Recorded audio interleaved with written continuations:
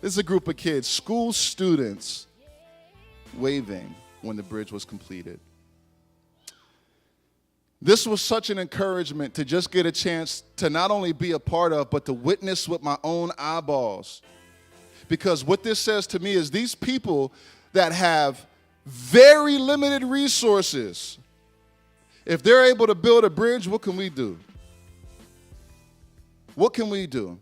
If we come together and get on the same accord, same mindset. So that is the end of my slideshow.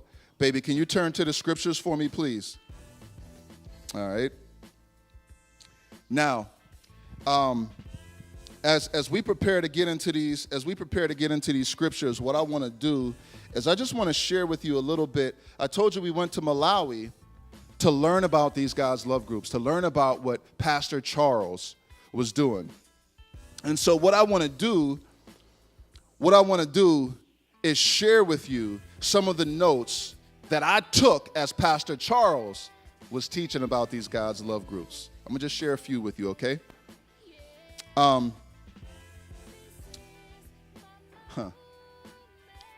God's love groups make farming God's way easier. That was the first thing. And so when we say God's love group, just think we're talking small groups, okay? It makes farming God's way easier because what happens is all of these farmers go out and work on each other's fields together.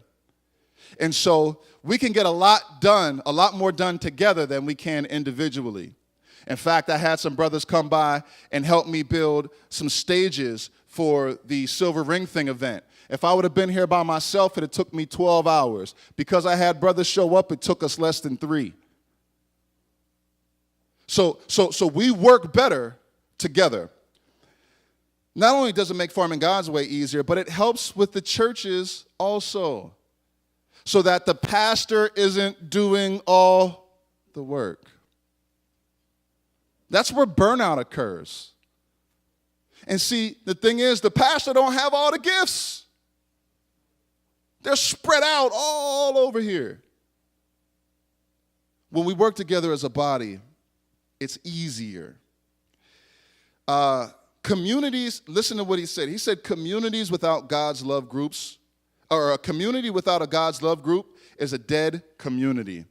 That is crazy because you saw a community that had God's love groups.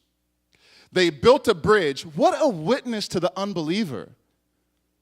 You know, there were people heckling them the whole time, saying, oh, man, you guys, man, it'll never happen. It's never going to get done. You guys making fun of them. While we were there doing the interview, there were motorbikes crossing the bridge. There were multiple people crossing the bridge. These same people that said, you'll never do it. It'll never get done. Yeah, I'll leave that for later. But so here's the thing. He says, we come down as a bishop now. Here's what he says. We come down and accept the fellowship. No titles. No pastor, no bishop, no apostle, just brother or just sister. See, when that happens, we can really, we're on the same level. We can work together. He says, we share information and ideas, and this is really important here. We share information and ideas and ask for participation and contribution from everyone. This isn't 3 or 4 people doing the work or coming up with all the ideas or domineering and saying you can't do that. This is a group. He says, encourage God's love groups to define local problems and find solutions. See, this is what he's done. They found the local problem, found the solution. Hey, guys, are there some local problems that we might be able to find some solutions for here?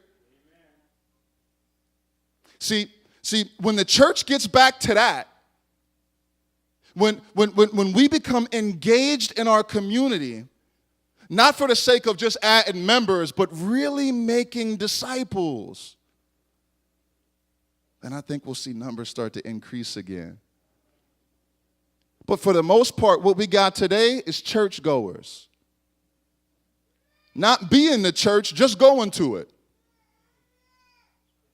So let's see what else he says here.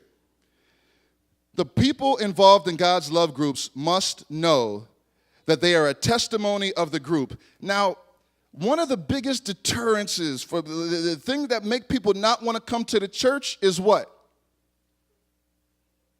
Can anybody give me an answer? You're allowed to answer. What? Fair? What do you mean, the church not being fair? Oh, fear. Okay, gotcha. Where are you from? Okay, I heard it, Pittsburgh. I got you.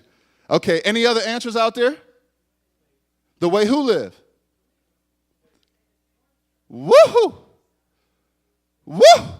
Wait a minute. So one of the major hindrances of the church advancing the kingdom of God is the Christian and the way that he lives.